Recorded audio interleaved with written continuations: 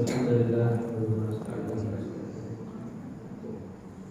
ونعوذ به من شرور أنفسنا وسيئات أعمالنا من يهده الله فلا مضل له ومن يضلل فلا هادي له أشهد أن لا إله إلا الله وحده لا شريك له وأشهد أن محمدا عبده ورسوله وصفيه من خلقه وخليله صلوات الله عليه وعلى آله وصحبه ومن سار على نهجه ودعا بدعوته واستنى بسنته إلى يوم القيامة.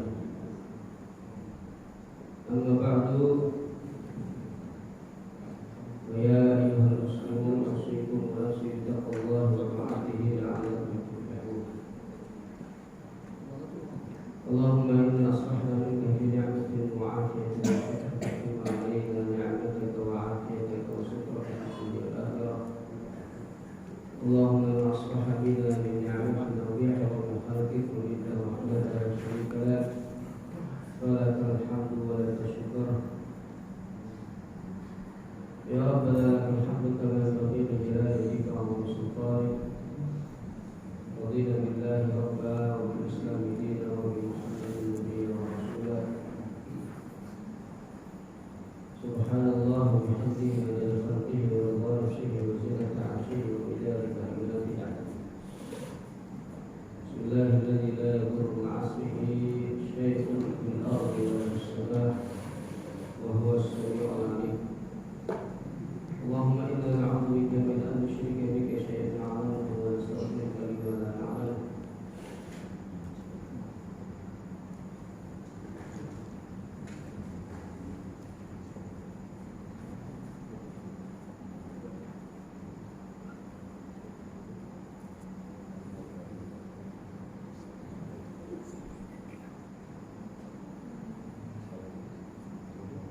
Hadirin yang dimuliakan Allah Subhanahu wa taala, alhamdulillah pada hari ini Allah Subhanahu wa taala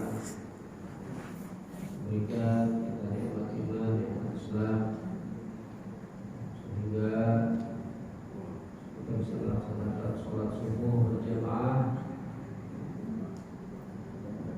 lalu dilanjutkan dengan zikir dan insyaallah sampai waktu duha nanti kita akan duduk di majelis ilmu untuk menuntut ilmu, melaksanakan kewajiban sebagai seorang mukmin, sebagai seorang mukminah, di mana menuntut ilmu itu adalah sebuah kewajiban yang disampaikan oleh Nabi Sallallahu Alaihi Wasallam di dalam hadisnya, "Thalabul ilmi fardhatun ala kulli muslimin wa muslimin." Bahwa menuntut ilmu itu adalah fardhah, adalah kewajiban fardu bagi setiap muslim laki-laki dan muslim perempuan. Oleh karenanya Allah Subhanahu wa taala memberikan kedudukan yang luar biasa kepada orang beriman dan menuntut ilmu. Orang beriman dan menuntut ilmu itu akan diberikan atau diangkat beberapa derajat. Yarfa'illahu alladziina aamanu minkum walladzina utul ilma darajat.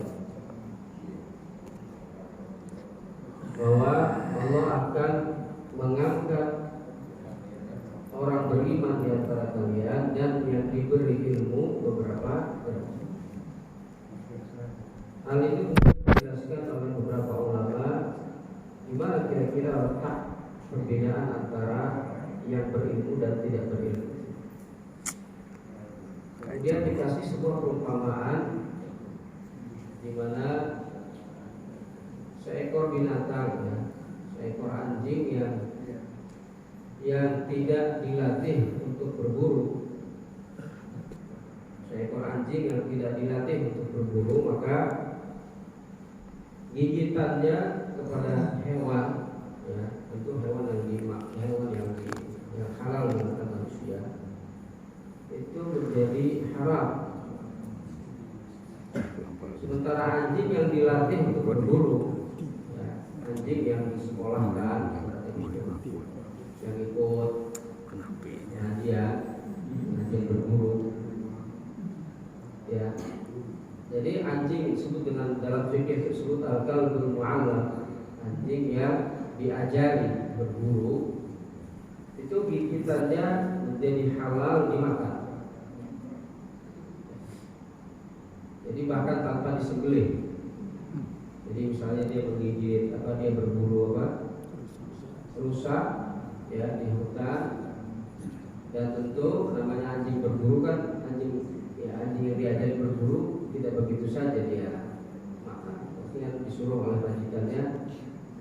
Dan ketika majikannya melepaskan anjing itu dengan baca Bismillah, ya, nah, maka gigitan anjing tadi itu menjadi halal dan itu menjadi pengganti zakat syariah atau sembelihan secara syar'i. Jadi tidak perlu lagi disembelih, itu sudah halal. Sebagaimana yang Allah tegaskan di dalam Al-Quran, yas'alunaka madza uhilla lahum, mereka bertanya tentang apa yang dihalalkan buat mereka. Qul uhilla lakum at-thayyibat, kata Allah, katakanlah wahai Muhammad, yang dihalalkan bagimu adalah at-thayyibat, yang baik-baik. Wa ma'allamtum minal jawarihi mukallibina tu'allimunahunna mimma 'allamakumullah. Dan apa yang termasuk halal itu juga adalah apa yang kalian ajarkan dari hewan-hewan pemburu, ya. Tu'allimuna, yang kamu ajarkan mereka itu, ya, bima 'allamahumullah, sebagaimana yang Allah ajar. Mimma 'allamakumullah, mimma 'allamakum. Fakulu mimma amsakna 'alaikum, kata Allah, maka makanlah apa yang mereka tangkap. Fakulu mimma amsakna 'alaikum, maka makanlah apa yang mereka tangkap. Wadhkuru smallahi 'alaihi, dan sebutlah nama Allah padanya atau atasnya. Jadi jelas, ya, hewan saja yang berilmu kedudukannya berbeda di dalam syariat, apalagi manusia. Qul hal yastawil ladzina ya'lamuna wal ladzina la ya'lamun. Maka kita insyaallah duduk di masjid ini sampai waktu duha nanti adalah untuk membekali diri dengan ilmu supaya kita diangkat derajatnya oleh Allah Subhanahu wa taala. Amin. Baik, jemaah yang dimuliakan Allah Subhanahu wa taala, seperti biasa kajian kita tentang fikih muamalah. Dan kita akan sedikit membahas tentang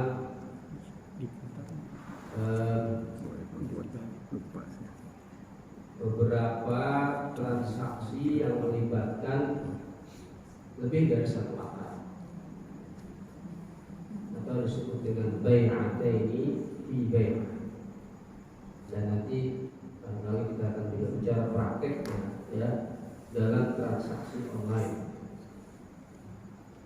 Hadirin dimuliakan Allah, bai'ataini fi bai'ah itu adalah bentuk jual beli yang dilarang oleh Rasulullah sallallahu alaihi wasallam.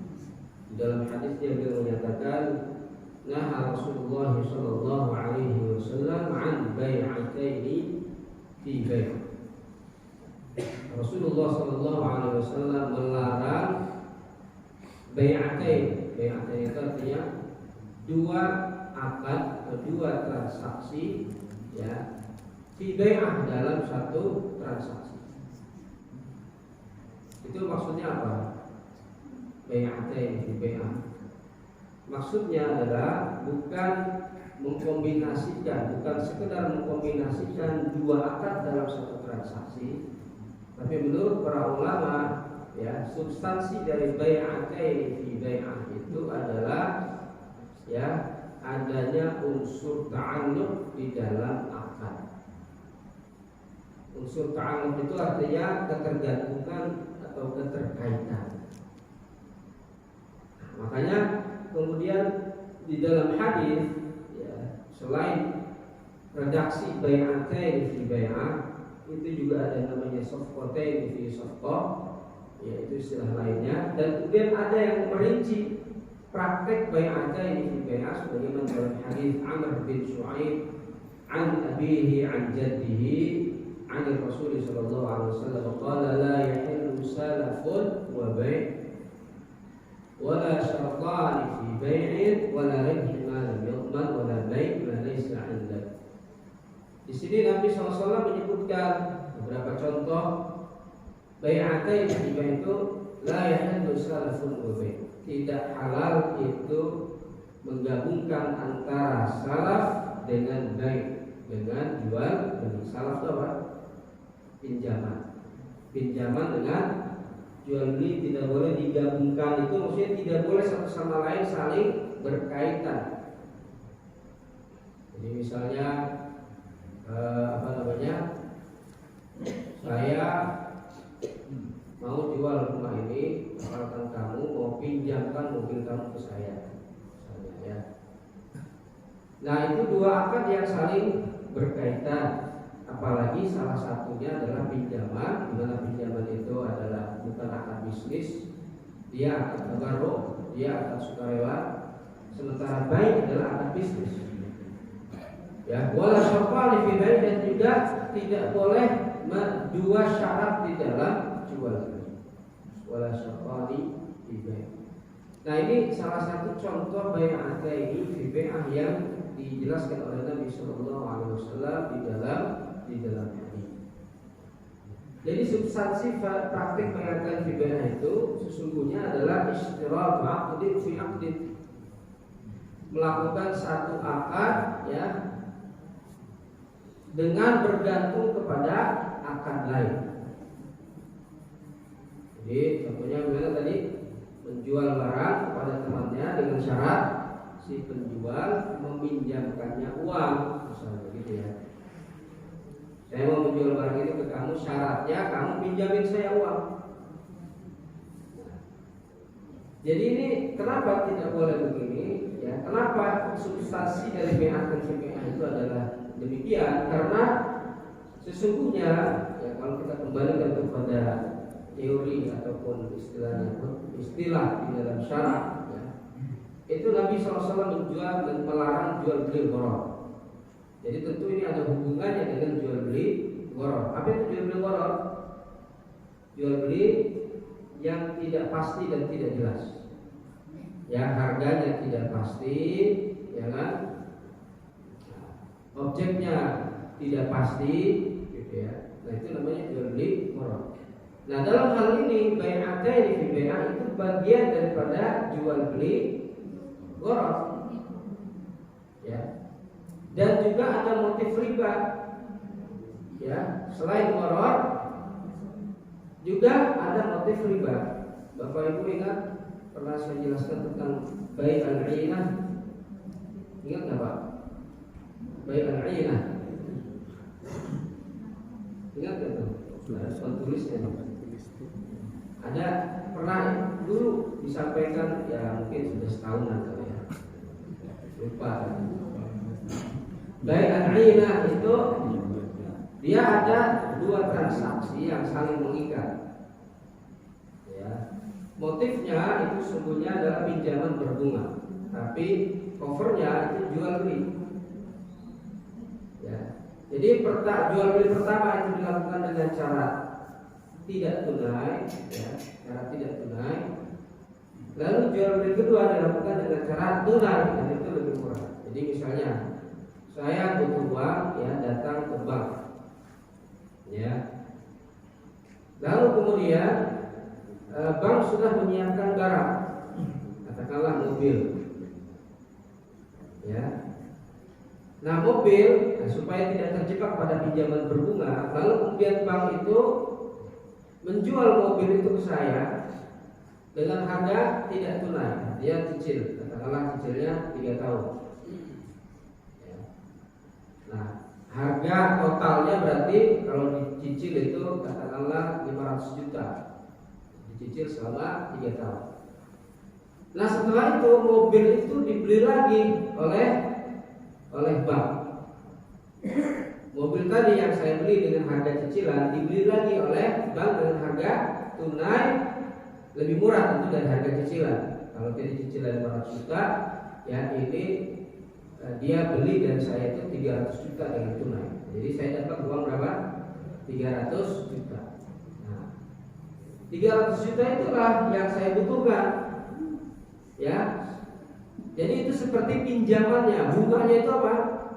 Bunganya itu adalah cicilan yang harganya lebih besar daripada, lebih mahal daripada harga tunai tadi yang 500 juta yang saya bayar selama 3 tahun. Jadi cicilan itu seperti mencicil pinjaman, ya, seperti mencicil pinjaman. Jadi bukan mencicil mobil, ya. Nah itu kan covernya jual beli, tapi di dalamnya itu adalah pinjaman berbunga. Nah, jual beli al-'inah semacam itu adalah salah satu contoh dari bai'ataini fi bai'ah. Dua transaksi dalam satu transaksi, dua akad dalam satu akad. Ya, bai'ataini fi bai'ah. Jadi apa? Akad pertama tadi, bank menjual mobil ke saya secara tidak tunai, itu tidak akan terjadi kalau kita tidak sepakat untuk melaksanakan jual beli yang kedua. Ya. Jual beli tadi yang pertama tadi kita tidak akan sepakat kalau tidak terjadi jual beli yang kedua, ya. Makanya kemudian kita sepakat karena apa? Jual beli yang keduanya kita sepakati akan terjadi. Ya, saya akan jual ini ke kamu, syaratnya ya nanti saya beli lagi itu uangnya.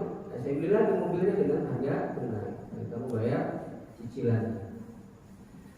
Nah, hadirin dimuliakan Allah Subhanahu wa taala, itu namanya bai'ataini fi bai'ah, ya. Dan salah satu contohnya adalah bai' al-'inah. Prakteknya barangkali di di Bank Syariah Indonesia itu tidak ada, ya, karena bai' al-'inah itu dilarang di dalam fatwa DSN MUI, ya. Skema bai'atain fi bai'ah itu dilarang untuk dilaksanakan karena, ya, adanya hilah ribawiyah. Adanya hilah ribawiyah, ada kandungan riba di dalamnya, kemudian ada motif riba, ya, dan juga ada motif bai'atain fi bai'ah di mana di dalamnya terdapat gharar. Nah, hadirin dimuliakan Allah Subhanahu wa taala, ada beberapa contoh, ya, bai'atain fi bai'ah atau akad, bukan bai'atain fi bai'ahnya, ya. Tapi maksudnya adalah ada beberapa produk perbankan syariah. Kalau kita mau dicontoh misalnya dari sisi perbankan, itu ada namanya produk, mungkin saya sudah jelaskan di pertemuan lalu tentang gadai, ya. Gadai syariah, di mana di situ ada melibatkan beberapa akad. Ada qard, ada pinjaman, ada rahan, ya, rahan. Tentu bagian rahan itu pasti melibatkan qard, ya, gadai. Kemudian ada ijarah. Kalau dalam gadai syariah itu namanya ada ijarah, ya. Ijarah itu adalah biaya sewa untuk menyimpan barang yang digadaikan. Nah, itu kan ada 3 akad itu. Bapak Ibu sekalian, ada 3 akad. Nah, ini 3 akad yang bersusun ini namanya al-'uqudul murakkabah. Apakah dia termasuk bai'atain fi bai'ah atau bukan? Apakah dia termasuk yang dilarang oleh Nabi SAW? Ya, yaitu 2 akad dalam 1 akad. Nah, tinggal kita lihat saja apakah kemudian di dalamnya ada ta'alluq tadi, unsur ta'alluq, ada ketergantungan antara akad itu. Kemudian kedua, apakah misalnya di situ terdapat motif riba, ya. Ketiga, apakah terdapat gharar di dalamnya atau tidak. Nah, ini selalu menjadi patokan. Gharar dan riba, ya, itu adalah 2 teori di dalam fikih muamalat yang senantiasa menjadi patokan, ya, terhadap transaksi yang dilarang. Apakah transaksi itu dilarang atau tidak? Tinggal lihat ada unsur ghararnya tidak, ada unsur ribanya atau tidak, ya. Nah, di akad di gadai syariah seperti yang sudah pernah saya jelaskan, ya, di situ tentu akadnya kan secara terpisah dilakukan, ya, supaya terhindar dari yang namanya ta'alluq. Jadi tidak ada kemudian di dalam akad itu dicantumkan syarat, ya, syarat akad saling mengikat gitu. Kemudian kedua, apakah ada unsur riba di dalamnya? Nah, untuk menghindari unsur riba, tentu biaya untuk pemeliharaan ataupun penjagaan barang yang digadaikan itu tidak boleh dalam bentuk persentase. Di dalam fatwanya itu tidak boleh dalam bentuk persentase dan nilai pinjaman. Karena kalau dalam bentuk persentase dan nilai pinjaman itu sama saja ya bunga. Jadi orang minjam misalnya berapa 100 juta, ya kan, misalnya ongkos pemeliharaannya 2% misalnya, dan itu dinyatakan di dalam akad misalnya, nah maka itu tidak boleh, ya, itu tidak boleh. Jadi apa, di dalam fatwa itu dinyatakan harus dalam bentuk nominal, ya. Ujrah itu harus dalam bentuk. Nah itu untuk menghindari apa? Menghindari hilah ribawiyah, untuk menghindari unsur riba di dalamnya, dan juga untuk menghindari ta'alluq, ketergantungan. Di mana apa? Ketergantungan antara ijarah dengan qard. Ya, tadi Nabi katakan dalam hadis la yahillu salafun mubaih, tidak boleh apa menggabungkan atau saling mengaitkan antara salaf, antara pinjaman dengan baik, dengan jual beli. Salaf itu ya tadi pinjaman, qard juga salah. Baik itu mewakili akad apa? Akad bisnis. Baik dengan ijarah, jual beli, dengan sewa itu kan sama. Kalau jual beli itu adalah barang yang dijual, kalau ijarah, sewa, yang dijual apa? Yang dijual apa? Jasa. Maka ijarah itu menurut para ulama juga disebut dengan bai'ul manfa'ah. Apa? Bai'ul manfa'ah itu menjual jasa.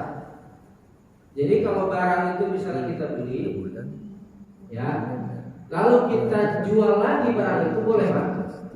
Kita beli lalu kita jual lagi boleh? Boleh, ya. Itu namanya baik jual beli barang. Dan itu sah saja kalau kita beli, walaupun misalnya kita belinya belum lunas Pak. Kita beli belum lunas, dijual lagi boleh gitu? Nah, boleh nggak? Boleh itu kalau dijualnya kepada pihak yang lain, bukan kepada penjual yang pertama. Kalau ke penjual yang pertama sama tadi namanya bai' al-'inah. Kalau dijual kepada penjual kepada orang lain itu namanya bai' tawarruk, dan para fuqaha, para ulama fikih sepakat membolehkan bentuk atau skema tawarruk. Ya, skema tawarruk, dengan tawarruk itu memang motifnya juga orang butuh uang. Ya, orang butuh uang. Jadi apa, dengan model menggunakan jual beli, dia beli barang secara cicilan, lalu kemudian barang itu dijual lagi ke orang lain secara tunai. Akhirnya dia mendapatkan uang tunai itu. Ya, uang tunai itu, tapi dia bayar cicilannya, cicilan apa? Cicilan barang. Ya, dan tawarruk itu ya tentu bukan bagian dari transaksi yang dilarang menurut para fuqaha. Ya, karena tidak ada unsur riba tadi di dalamnya, karena yang terjadi itu adalah jual beli yang keduanya jual beli spontan, ya, jadi artinya tidak ada syarat untuk dilakukan karena beda orang, kecuali orang ketiganya diatur sama orang kedua, ya, kecuali orang ketiganya mengkalipon sama orang kedua, nah, ya, itu namanya tawarruk munazzam, tawarruk yang diatur, ya kan, tawarruk yang diatur. Nah, hadirin dimuliakan Allah, jadi apa? Sama dengan jual beli dengan sewa, ya hanya objeknya berbeda. Kalau jual beli itu barang, kalau sewa itu adalah manfaat atau jasa. Maka ijarah itu disebut juga dengan bai' al-manfa'ah. Jadi kalau kita beli jasa lalu kemudian dijual lagi kepada orang lain, ya itu sah-sah saja. Seperti kita beli barang lalu dijual lagi kepada orang lain. Nah, prakteknya ini selain kita tidak bicara gadai tentang ijarah, itu juga praktek ijarah seperti itu Bapak Ibu sekalian, itu juga dilakukan di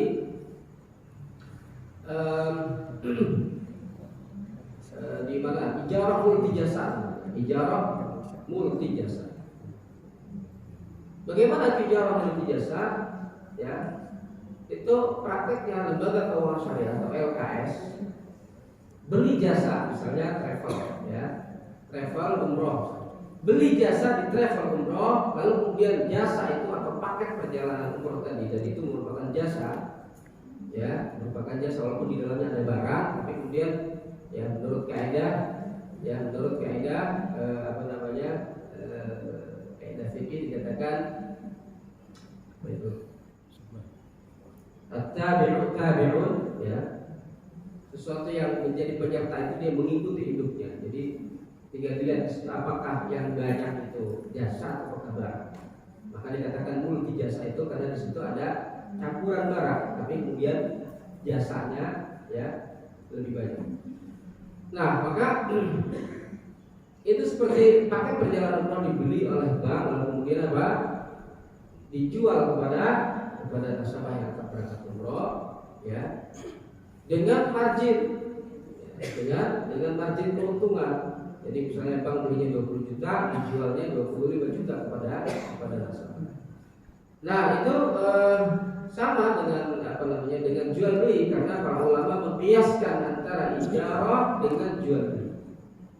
Jadi apa yang kemudian gharar di dalam jual beli, ya, dan itu dilarang, dan apa yang menjadi gharar di dalam ijarah juga dilarang, kecuali tentu kalau dalam ijarah objek ijarah itu kan pasti gharar.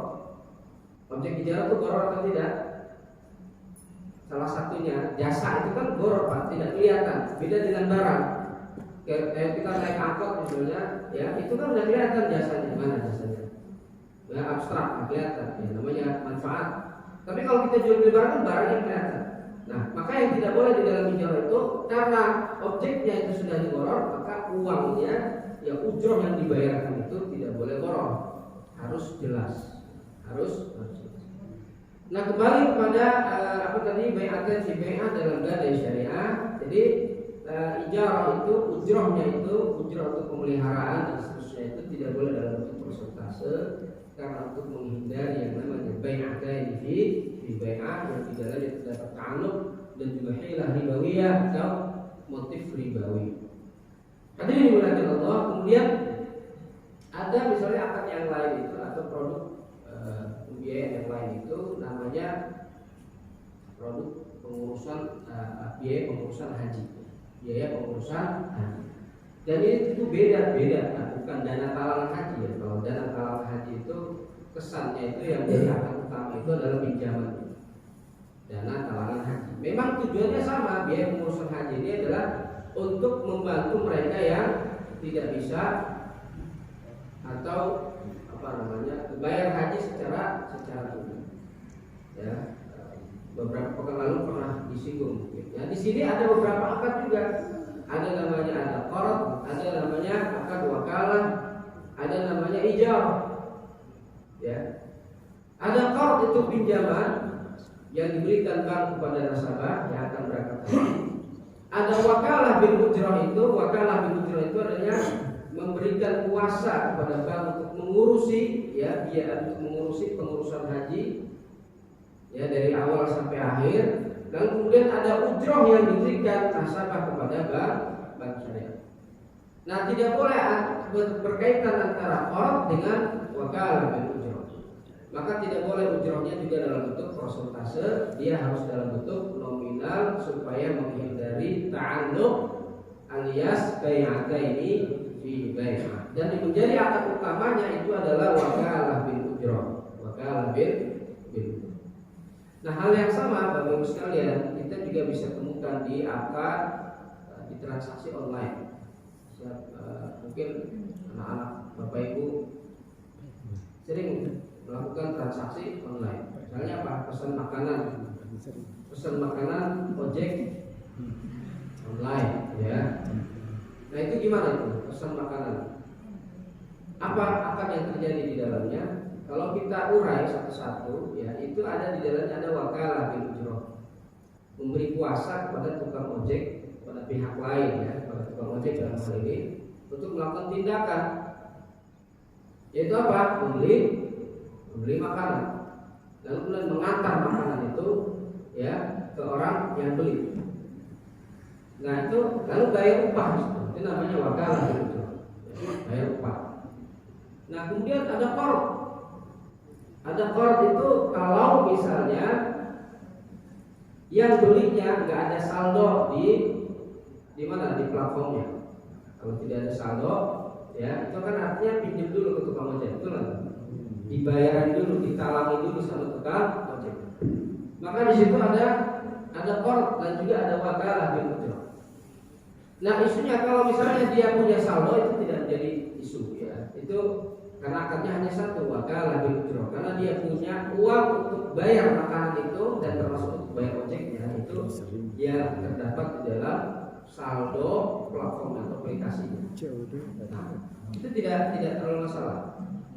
Nah yang jadi masalah adalah kalau orang tidak ada saldo di situ lalu kemudian dia beli atau pesan makanan itu ya melalui aplikasi, nah itu ada qard di situ. Apakah itu termasuk la yahillu salafun wa bai' seperti yang disampaikan oleh Nabi? Apakah termasuk itu menggabungkan antara salaf dengan bai', dengan pinjaman dengan jual beli atau tidak? Gimana? Apakah itu termasuk yang dilarang? Jual beli makanan. Tentu kalau kita ingin mengetahui hukum dalam fikih muamalah ya. Pertama, Bapak Ibu sekalian, tentu muamalah itu kan beda dengan ibadah. Muamalah beda dengan ibadah. Jadi kalau kaidahnya di dalam ibadah itu asal ibadah al-haram, asal ibadah itu haram. Jadi kita tidak leluasa untuk berinovasi di dalam ibadah, tidak leluasa. Tapi kalau dalam muamalah ya itu mestinya lebih leluasa ketimbang ibadah. Artinya apa? Ijtihad di dalam muamalah itu lebih leluasa. Artinya apa? Tidak saklek, harusnya tidak saklek dalam hal menentukan hukum fikih di dalam muamalah. Karena al-aslu fil muamalah al-ibahah, karena asal dalam muamalah itu boleh kecuali ada dalil yang mengharamkan. Dalil yang mengharamkan itu kalau dalam muamalah ya, kalau tidak riba ya gharar ya, atau transaksi yang lain yang objeknya itu haram ya, haram baik haram li dzatihi ataupun haramun li ghairihi ya. Nah, Bapak Ibu yang dimuliakan Allah, di sini kita lihat dulu, walaupun tentu platform ojek online itu kan belum ada yang labelnya syariah. Sudah ada belum? Belum ada kan? Misalnya Gojek syariah, terus apa lagi? Shopee Food syariah, terus apa lagi tuh? Yang antar makanan. Grab ya, Grab Food syariah, kan nggak ada tuh syariahnya, ya. Tapi ini kan aplikasi ini sudah banyak sekali dipakai oleh orang, ya. Dan kita tinggal lihat ada nggak sih unsur yang yang membuat itu menjadi terlarang atau tidak. Memang ada beberapa yang terlarang di platform itu. Kalau di situ ada yang namanya pay letter, Bapak Ibu sekalian, ya ada pay letter, baik itu di semua platform ya, itu hampir semuanya ada itu pay letter. Nah maka pay letter itu bisa dipastikan dia adalah riba, karena di situ jelas pinjaman, ya, karena itu jelas pinjaman. Kenapa? Dia misal orang belanja, ya kan, boleh nyicil. Itu artinya apa itu? Ya itu artinya dipinjemin dulu sama platform itu, dipinjamkan dulu sama platform. Kecuali dia ada label syariah, ada prinsip syariahnya, sehingga apa? Nanti kemudian pay letter itu bisa menggunakan pay letter syariah. Gimana itu skemanya? Skemanya itu berbeda, ya, bukan pinjaman. Jadi bukan hanya label syariah saja, pay letter syariah itu. Ya, selama ini kan tentu tidak ada platform yang kemudian menggunakan label syariah ataupun tersertifikasi DSN MUI, ya, DSN MUI menggunakan akad syariah juga. Nah, kalau itu ya oke, ya, kalau pay letternya itu mengandung riba dan itu tidak diperbolehkan. Nah, tapi kalau yang lainnya selama tentu tidak ada riba, seperti tadi ya, orang pesan makanan dan dia nggak punya saldo di dalamnya, memang ada unsur namanya wakalah bil ujrah dan ada qard. Ya, tinggal kita lihat apakah ada motif riba di situ. Ya, sepertinya tidak ada. Orang pesan makanan nggak ada motif riba kan di situ. Dia dapat talangan dari Gojek, dan kemudian apakah misalnya Gojek itu kemudian memanfaatkan bunga sekian persen misalnya? Kan tidak, bukan bunga, itu karena ujrah namanya. Jasa pengantaran makanan, jasa pembelian makanan lalu diantarkan. Ya, nah tidak ada di situ unsur ribanya, juga tidak ada unsur qardnya. Karena jelas ya, satu-satu juga akad yang dilakukan itu. Ya kan? Pertama dia wakalah bil ujrah, kemudian qard. Ya, di mana nanti ujrah itu dibayarkan setelah makanan dihantarkan kepada pembeli. Nah, kira-kira itu Pak ya. Kalau tidak ada saldo, ya memang ada dua akad di situ, tapi ya akad yang dilakukan itu ya satu-satu.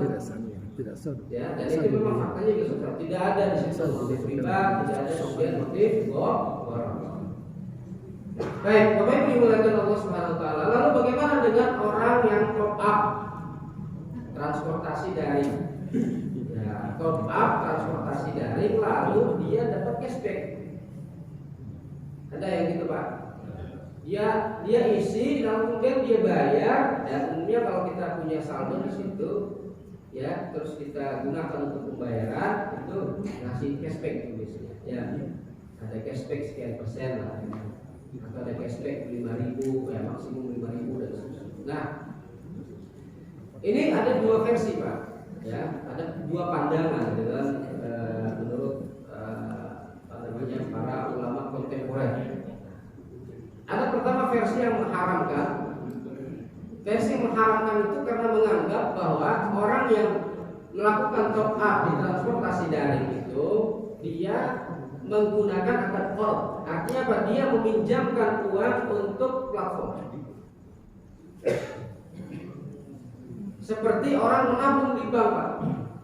Nah, itu kemudian di kelompok ini menganalogikan ya, orang top up itu seperti orang menabung di bank. Kalau menabung di bank itu kan juga qard. Orang nabung di bank itu artinya dia meminjamkan uang ke bank. Betul nggak, Pak?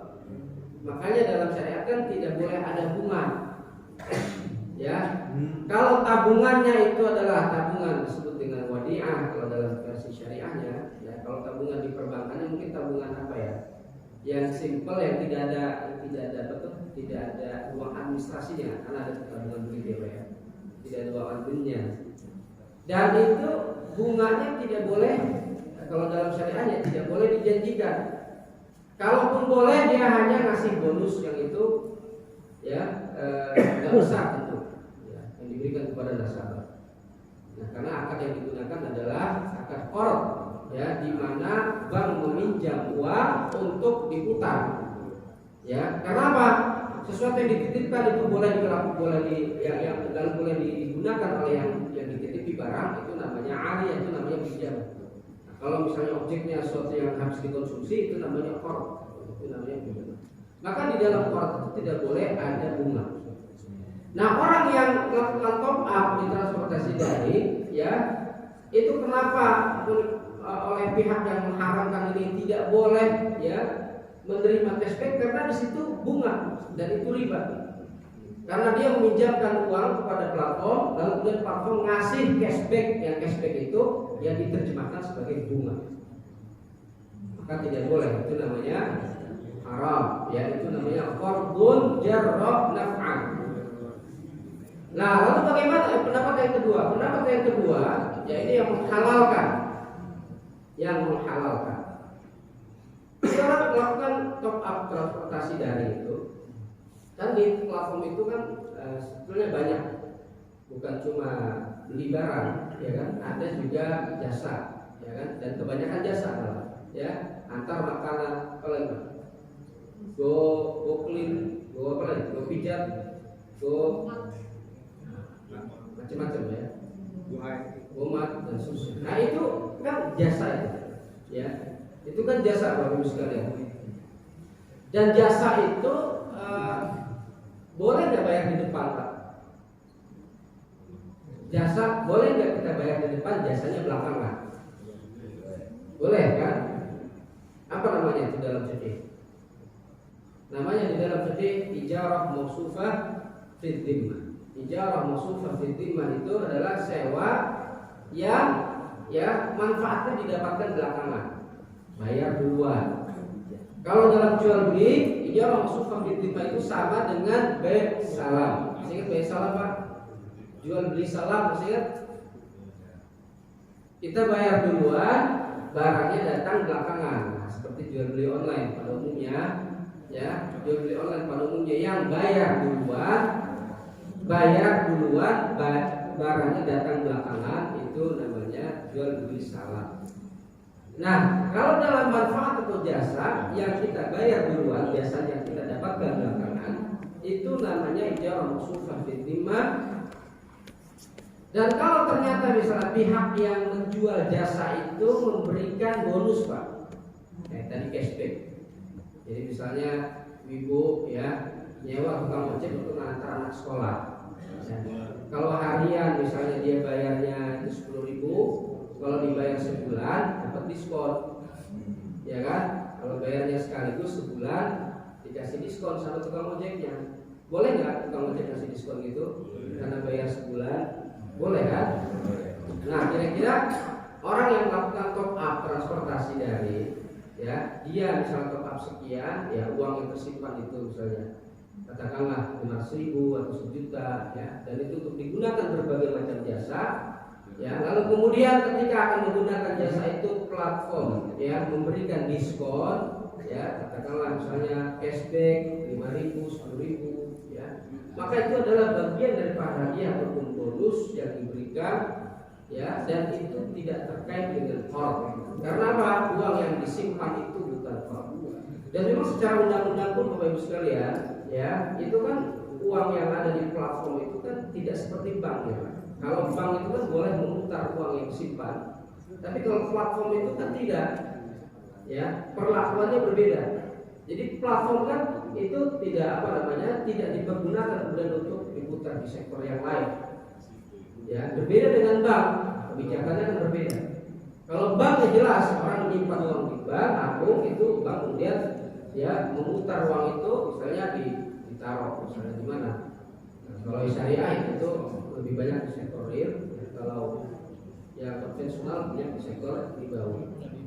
Nah, hadirin dimuliakan Allah Subhanahu wa taala. Nah, itu terkait dengan transportasi, top up tadi apa? Top up mengisi ya, saldo di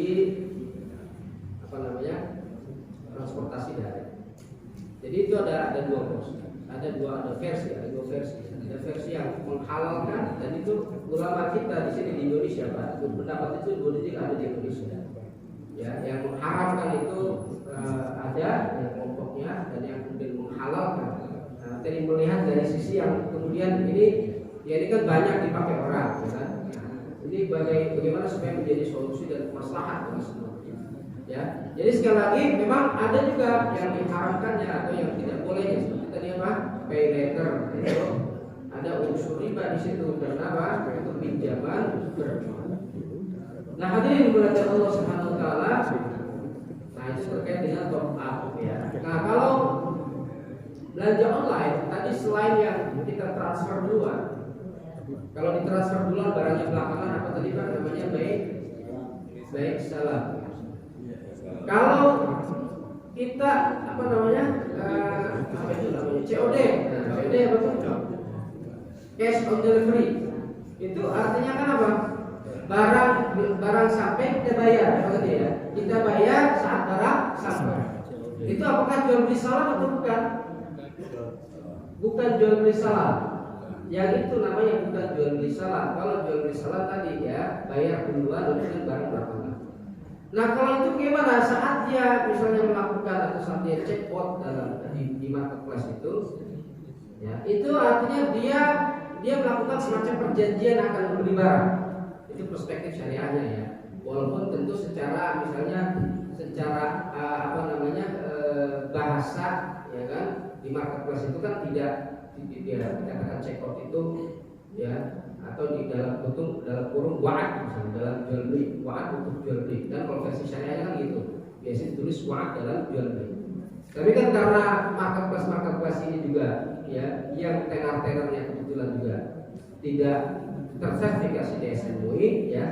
Tapi tentu fatwa DSN MUI itu kan menghadirkan kemaslahatan. Jadi karena sudah kemudian dipraktekkan oleh banyak orang, ya, maka kemudian dicari, ya, hukumnya seperti apa sih orang melakukan COD semacam itu, ya. Jadi COD itu jual belinya itu terjadi saat kurir datang membawa barang, lalu kemudian pembeli membayarkan uangnya, ya, itu jual belinya. Jadi apa? Kurir bertindak sebagai wakil daripada penjual.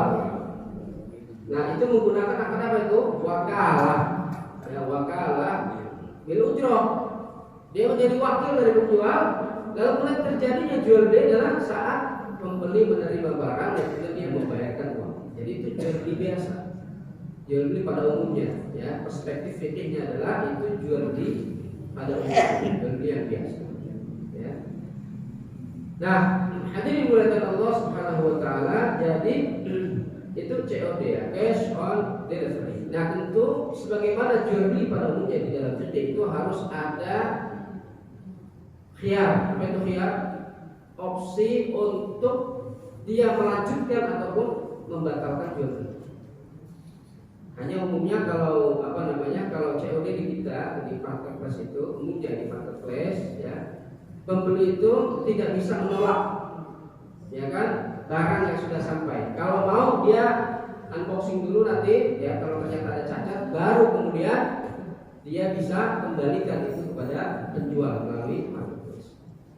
Ya, jadi nggak bisa menolak langsung. Nah, tapi yang jelas kalau ada khiyar, dan umumnya saya perhatikan di marketplace itu mereka menyediakan opsi untuk membatalkan akad kalau ternyata ada cacat barang, asalkan itu diperlihatkan ya saat dia membuka barang itu melalui video, dan itu sah-sah saja ya, tidak ada yang melanggar. Justru itu juga melindungi pedagang ya, karena ada juga kan konsumen nakal dan sebagainya.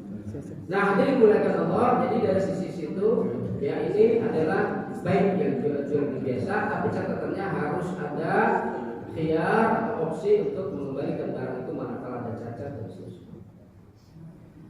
Nah, Bapak Ibu yang dimuliakan Allah, kemudian selain yang namanya apa tadi COD, ada dalam transaksi online itu ya, ada namanya dropshipping. Gimana kalau dropshipping itu? Dropshipping itu kan orang dia jual barang tapi bukan milik dia, betul nggak? Apakah itu termasuk dalam hadis ya? Wala yabih ya wala tabi' ma laysa indak. Nabi mengatakan begitu ya dalam hadis, dan jangan kamu jual apa yang bukan milikmu. Wala tabi' ma laysa indak. Nah, itu ada penjabarannya. Jadi kalau dropshipping itu sebetulnya memang dia jual bukan barang miliknya, tetapi sesungguhnya yang terjadi adalah bukan itu. Karena kalau menjual bukan barang miliknya itu menjual barang milik orang lain tanpa seizin pemiliknya. Tapi kalau dalam dropshipping tentu ada izin ya untuk menjualkan barang itu, dan itu lebih kepada apa sebetulnya? Lebih kepada jual beli salam yang dilakukan oleh dropshipper kepada supplier, itu jual beli salam ya, dan pembeli dari dropshipper juga sama, itu jual beli pesan, jual beli salam. Jadi tidak ada masalah. Nah, hadirin sekalian, karena waktunya sampai tadi 5.50 ya, untuk pertanyaan ada 15 menit, barangkali ada yang boleh sampaikan. Assalamualaikum. Assalamualaikum warahmatullahi wabarakatuh. Izin Pak Ustaz, ini masalah jual beli tanah Pak Ustaz. Kalau misalnya saya beli tanah Pak Ustaz harga 100 juta, kemudian tanah itu belum lunas, baru dibayar 75 juta, tinggal masih 25 juta. Karena saya butuh, kemudian saya jual lagi, tapi tanah itu belum dibalik nama Pak Ustaz. Masih ada kekurangan 25, belum dibalik nama, kemudian dijual lagi. Nah, pada waktu dijual itu yang beli sama penjual pertama ini yang berhadapan, sementara saya di belakang layar. Nah, apakah keuntungan itu termasuk haram atau tidak Pak Ustaz? Terima kasih Pak Ustaz. Ya, tentu pihak yang berakad itu ya dengan siapa dia berusaha itu harus berurusan dengan dia. Jadi kalau misalnya jual beli itu antara bapak dengan pihak ketiga tadi ya, dengan orang itu, nah itu harusnya dia berurusan dengan bapak, bukan dengan penjual pertama. Karena apa? Karena bapak sebagai penjualnya dan dia sebagai pembelinya. Orang pertama tadi tidak ada hubungan dengan pihak ketiga ya, dengan pembelian yang di ujung tadi ya. Jadi yang berurusan dengan pembeli tadi itu harusnya penjual ya. Penjual, bukan penjual pertama. Penjual pertama itu hanya berurusan dengan bapak saja ya. Nah, itu kan yang dinamakan dengan tawadud ya. Di mana diperbolehkan? Kenapa diperbolehkan tawaruf itu? Ya karena apa? Karena pihaknya berbeda-beda. Kan jelas. Ya, maka jangan sampai kemudian misalnya dia membuat skemanya tawaruf, ya, tetapi malah pembeli yang di ujung berurusan dengan penjual pertama. Karena tidak ada urusan sebetulnya, karena urusannya dia dengan penjual, ya, dengan penjual, dia yang menjual tanah ke dia. Ya, jadi kalau dia belum balik nama, yang ngurus balik nama itu harus penjual yang kedua tadi, Pak. Ya, penjual yang kedua yang menjual. Nah, kenapa? Itu urusannya dia, bukan urusan yang pertama. Ya, jadi dengan siapa dia berurusan maka ya menuntutnya ke situ. Jadi bukan ke orang lain, karena dia berakadnya dengan penjual yang kedua tadi, bukan dengan penjual yang Allah Alhamdulillah. Assalamualaikum Ustaz. Assalamualaikum. Mau menanyakan kalau hukumnya sewa beli itu seperti apa ya? Misal akadnya sewa, misalnya jangka waktu 3 tahun. Nah, setelah 3 tahun itu bisa jadi hak milik atau tidak, kita bayarkan juga tidak apa-apa gitu.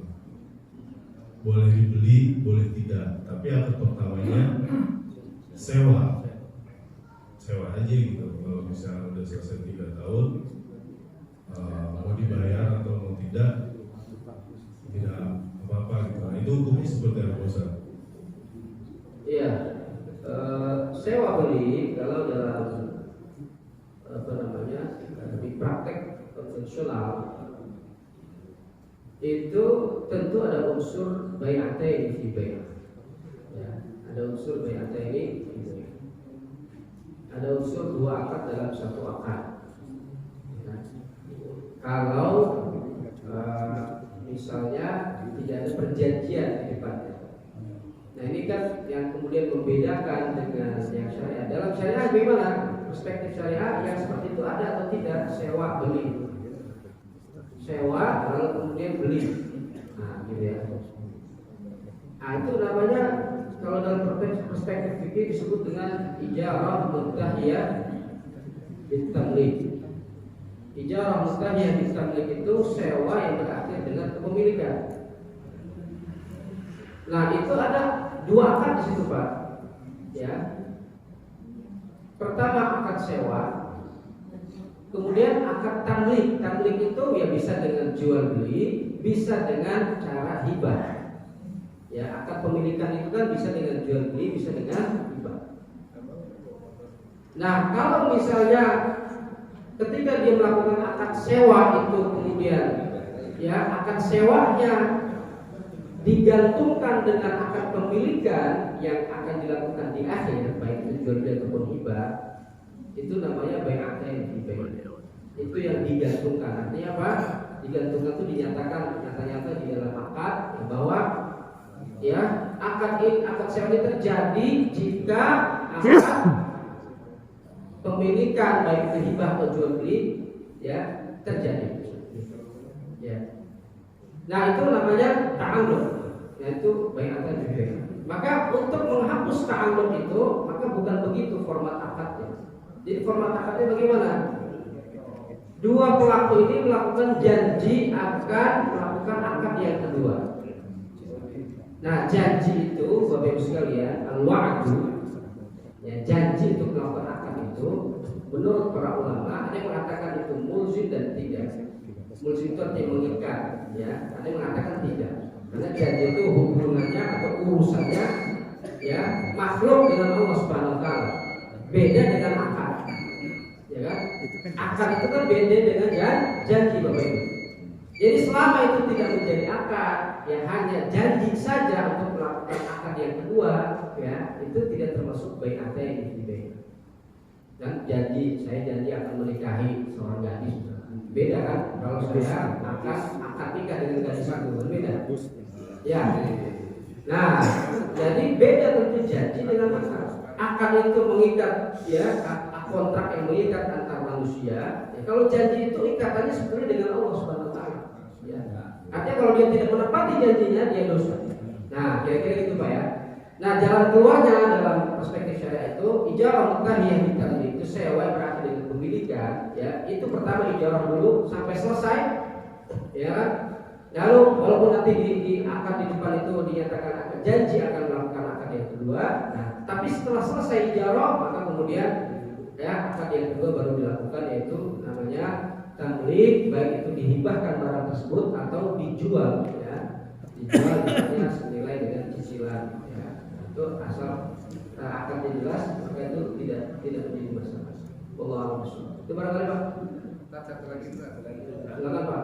Kita tambah.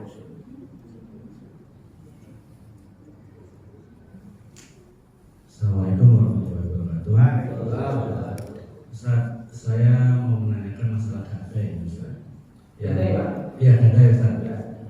Ya, ini mungkin sudah biasa dilakukan di masyarakat kita, Ustaz.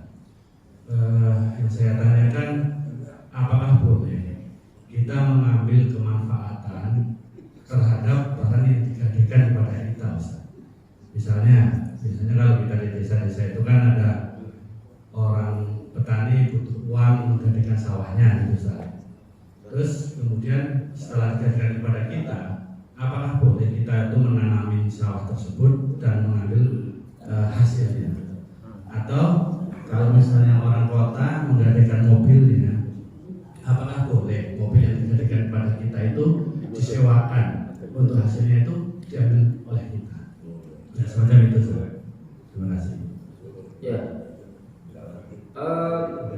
Jadi memang umum terjadi di masyarakat kita. Nah, kalau kita kembalikan kepada kaidah atau hadis yang dimana Nabi menyatakan kullu qardin jarra naf'an fa huwa riba. Setiap pinjaman yang mengandung manfaat itu adalah riba. Nah, itu kan gadai itu sebenarnya pinjaman, Pak. Ya, dia meminjamkan, ya, dia pinjam uang sambil menggadaikan barangnya sebagai jaminan.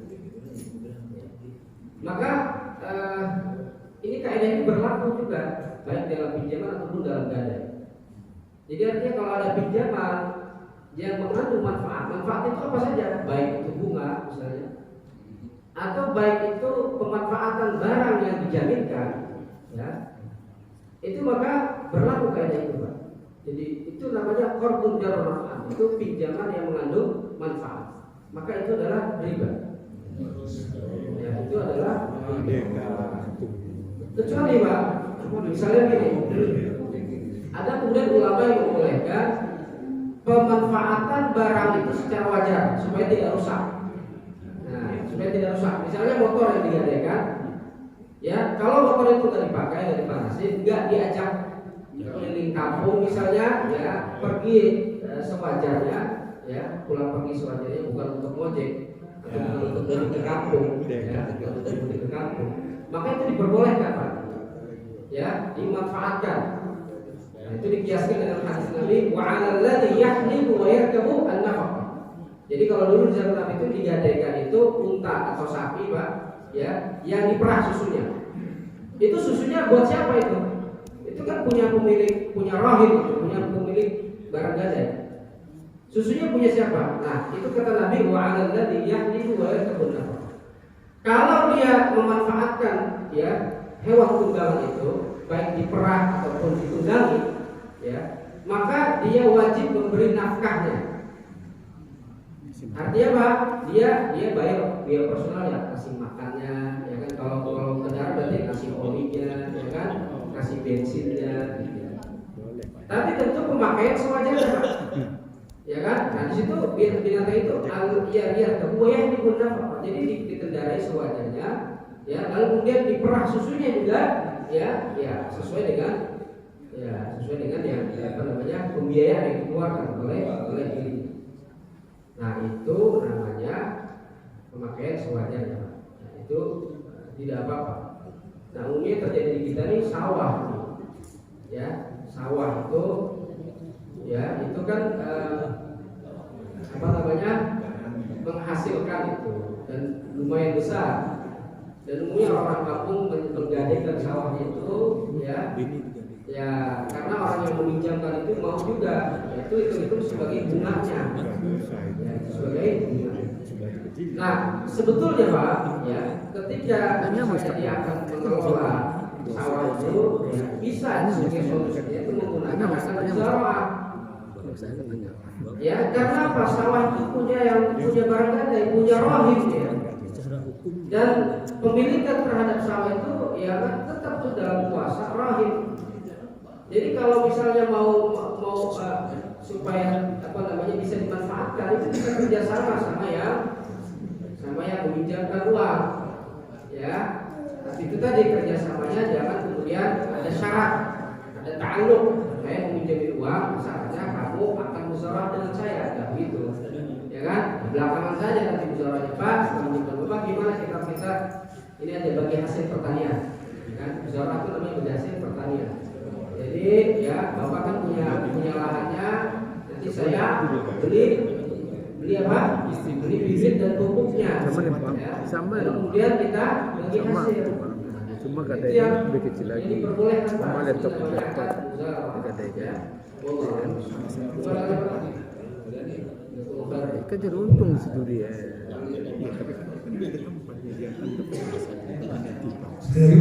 Penitipan titip itu. Jadi gini Pak, mengenai pembahasan ekonomi syariah ini, kebanyakan sekarang ini membahas jasa-jasa yang sudah ada, terus apa ini istilahnya benar syariah atau enggak gitu. Contohnya seperti penggadaian, itu udah ada kan dari dulu penggadaian. Terus bagaimana supaya ini seolah-olah diakalin supaya bahwa ini tuh jangan sampai termasuk riba gitu Pak. Nah, akhirnya coba kalau kita teliti dari syariah itu biaya istilahnya jasa untuk penitipannya itu lebih besar daripada bunga. Coba kalau kita teliti. Nah, jadi hal-hal yang semacam itu kenapa tidak ekonomi syariah ini harusnya menciptakan bahwa nih kalau gadai syariah itu seperti ini, jangan mengikuti yang sudah ada. Contoh seperti ini Pak, di Bangladesh itu ada Muhammad Yunus yang bahkan mereka dia itu dapat penghargaan dari PBB. Dia itu kan menciptakan seperti ini Pak. Kalau sekarang bank konvensional sekarang ini, kalau orang yang tidak punya modal nggak bisa pinjam, nggak bisa pinjam ke bank kalau kita tidak punya jaminan, gitu kan? Jadi sehingga orang-orang yang kaya aja yang bisa meminjam kepada bank, sementara orang-orang miskin yang mau jual bakso atau jual dagangan ini nggak punya modal, dia nggak bisa pinjam ke bank, akhirnya keren-keren misalnya gitu Pak. Nah, Muhammad Yunus ini kan menciptakan hal-hal yang semacam itu supaya orang-orang yang tidak punya modal bisa berusaha tanpa dia menggadaikan sesuatu gitu. Nah, sehingga itu sekarang itu banyak di konsep Muhammad Yunus ini banyak digunakan banyak diadopsi oleh pemodal asing bahkan Pak. Nah, mestinya pembahasan syariah itu seperti itu Pak. Jadi jangan melihat apa yang sudah ada terus diangkat supaya ini tidak riba, tidak apa gitu. Dan mungkin menghindari surat Al-Imran ayat 130 ya ayyuhalladzina amanu la taqrabu riba ada apa kan untuk mungkin seperti itu Pak. Jadi usulan saya lebih baik itu seperti Muhammad Yunus itu. Iya Pak. Ya baik, terima kasih Pak. Jadi ya itu memang kekurangan ya di kita memang peran bank syariah atau lembaga keuangan syariah itu belum maksimal. Jadi sekarang hanya baru ya nggak tahu saya perkembangannya seperti apa, ya. Tapi saya bukan orang bank ya. Jadi hanya memang baru melihat atau melihat akad atau praktek yang dilakukan di masyarakat yang belum perspektif syariahnya seperti apa. Jadi kenapa begitu? Karena sebetulnya upaya seperti Dewan Fatwa atau Dewan Syariah Nasional, DSN MUI, itu menghadirkan kemaslahatan. Jadi dari praktek perbankan yang ada di masyarakat ini, ya kan, itu kan memang berangkatnya dari praktek yang sudah ada. Ya sebetulnya di zaman Nabi juga begitu, dari praktek yang sudah ada. Lalu kemudian Nabi ya memilah ini yang boleh, ini yang tidak, kan gitu. Kayak misalnya praktek mudharabah itu sudah ada sebelum zaman Nabi SAW. Nah itu yang kemudian sesuai dengan prinsip syariat mudharabah. Ya, ini yang boleh. Apa yang kemudian dilarang oleh Nabi, kayak misalnya apa? Praktek baik al-ainah tadi. Praktek baik al-ainah itu dilarang oleh Nabi SAW. Itu prakteknya sudah ada sebelum Nabi. Kemudian praktek ada namanya baik al-hasad, yang beli lempar kerikil. Ya, itu prakteknya sudah ada di zaman jahiliyah sebelum Nabi SAW diutus.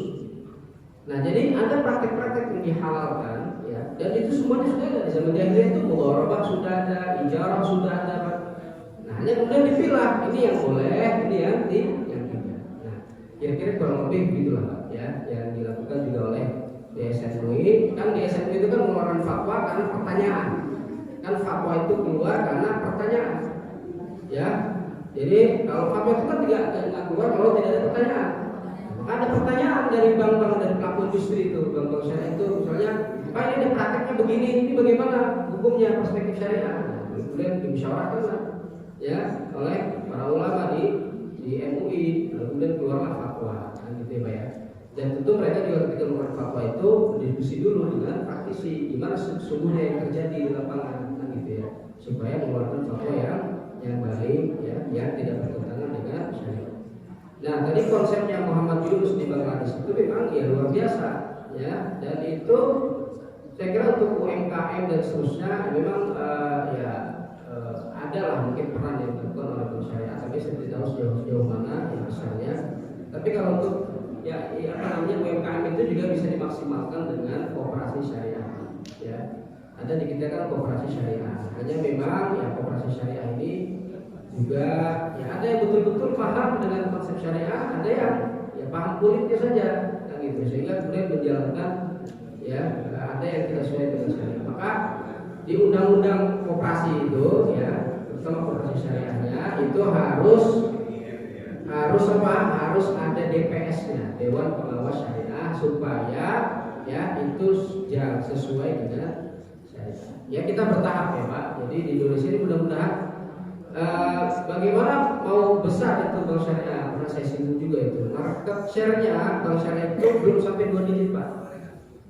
Ya, market share-nya belum sampai 2 digit. Jadi baru mau tumbuh belum diapa-apain, diinjak lagi sama orang Islamnya sendiri Pak. Ya ente jangan nongol, udah diam aja, sama aja itu sama bank konvensional, gitu ya. Jangan nongol. Nah, gitu. Mau nongol diinjak lagi. Jadi lama gitu tumbuhnya, gitu ya. Itu perlu kesadaran dari umat Islam. Memang banyak kekurangan, ya. Tetapi dalam kaidah fikih ya namanya juga didominasi oleh pasar ribawi kan gitu. Nah, pasti juga transaksi juga ya masih banyak juga melibatkan mereka yang punya modal besar.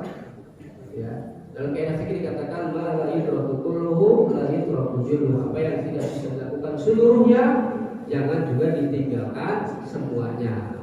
Ya, jadi kita lakukan itu secara sedikit-sedikit Pak. Tapi kemudian ya kita yang jelas masyarakat kita ini terhindar dari riba, ya, terhindar dari jual beli yang diharamkan. Nah, itu Allah al-Musab. Barangkali yang bisa disampaikan, waktunya sudah habis seperti yang dibatasi tadi oleh panitia. Jazakumullah khairan. Kita tutup dengan doa. Mari kita sama-sama berdoa kepada Allah Subhanahu wa taala. Kita semua dan juga untuk saudara-saudara kita di belahan dunia yang lain. Alhamdulillah, bismillahirrahmanirrahim. Hamdan syakirin, hamdan na'imin, hamdan yadhi, hamdan yudafi tasbidah ya Rabbana wa lakal hamdu wa lakal syukru kama yanbaghi li jalali wajhika wa 'azimi sultanik. Subhanaka la nuhsi thanan 'alaika anta kama thanayta 'ala nafsika, lakal hamdu hatta tarda wa lakal hamdu idza radita wa lakal hamdu ba'da ridha. Allahumma ansurna wal muslimin waqfina syarra adh-dhalimin wa anqidhil masjid al-aqsa min aydil muhtalin adh-dhalimin. Allahumma 'alaika bil yahudi adh-dhalimin alladhina qatalu ikhwanana al-muslimin fi Filastin. Allahumma 'alaika bihim fa innahum la يعجزونك. اللهم احصهم عددا واقتلهم بددا ولا تغادر منهم احدا. اللهم انصر اخواننا المجاهدين في فلسطين. اللهم ارحم شهداءهم واشف جرحاهم ومرضاهم انفعنا بما علمتنا وعلمنا ما ينفعنا وارزقنا علوما تنفعنا. اللهم اغننا بالعلم وزينا بالحلم واكرمنا بالتقوى وجملنا بالعافيه اللهم ارزقنا فهم النبيين وحفظ المرسلين والهام الملائكه المقربين برحمتك يا ارحم الراحمين. ربنا اتنا في الدنيا حسنه وفي الاخره حسنه وقنا عذاب النار.